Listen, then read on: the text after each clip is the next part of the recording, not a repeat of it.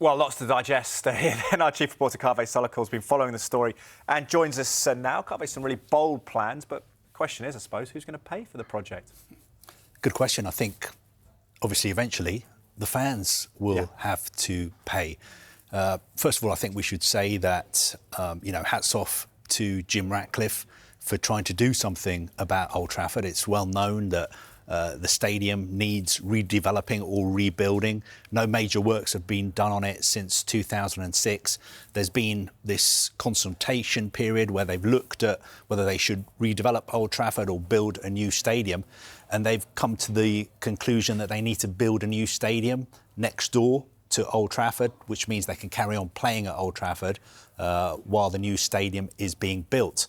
Because I think that's very important for their finances, because Old Trafford makes more money from match day income than any other stadium in England. So it's important to keep that money rolling in. How is it going to be financed? Well, Manchester United are going to have to borrow more money to build the stadium. I think it will be pretty straightforward. There will be investment banks out there who will lend them the money because they know that people will pay to buy tickets. They'll also go to the new Trafford Stadium to spend money in all the sort of attractions that are going to be built around the stadium as well.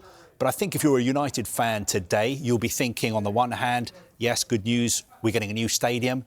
On the other hand, bad news, we don't want to see Old Trafford being knocked down. And also, who's going to end up paying for it? Ultimately, it's going to be us.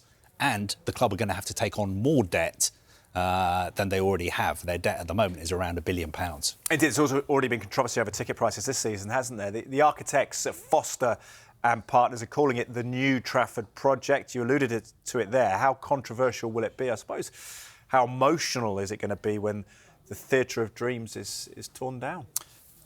I'll put my cards on the table. I don't like historic stadiums being knocked down. I prefer it if stadiums are redeveloped. For instance, look at what Liverpool's American owners have done with Anfield. They've kept Anfield, but they've updated it. They've still got the Kop. It's still got that incredible atmosphere. Look what's happening at Real Madrid with the Bernabeu. That's redeveloped. The Nou Camp, Barcelona, they're redeveloping it. I just think Old Trafford is one of the most famous football stadiums in the world. It's the Theatre of Dreams. It's a cathedral of football, and it's going to be knocked down. This is a stadium where George Best played, Dennis Law played, Bobby Charlton played, the Busby Babes, Duncan Edwards. There's so much history at that stadium, and it's all going to be knocked down. But I suppose some fans would say, look, we've got to progress, we've got to move with the times. Norman Foster, actually, interestingly, Norman Foster Partners were the architects who worked on redeveloping Wembley. Wembley Stadium was the most famous football stadium in the world. It was the home of football, the Twin Towers. The whole thing was just knocked down and a new stadium was built in its place. OK, the new stadium is a fantastic stadium for watching concerts, if you want to go and see Taylor Swift and Bruce Springsteen. I'm not sure, as a football fan, you dream about going to the new Wembley Stadium in the way that in the old days fans would dream about getting to a cup final and seeing the Twin Towers and playing at Wembley. So, look, if it's built, I'm sure it will be a fantastic stadium. I'm sure Manchester United will make more money out of it than they make out of Old Trafford.